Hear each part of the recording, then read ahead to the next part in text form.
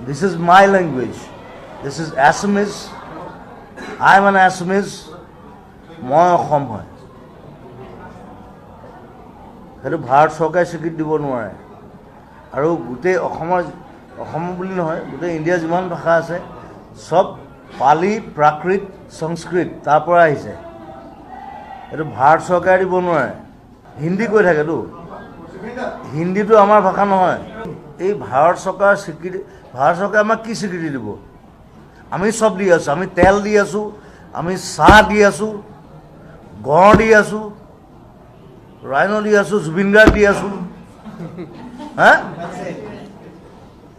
Who the hell you are?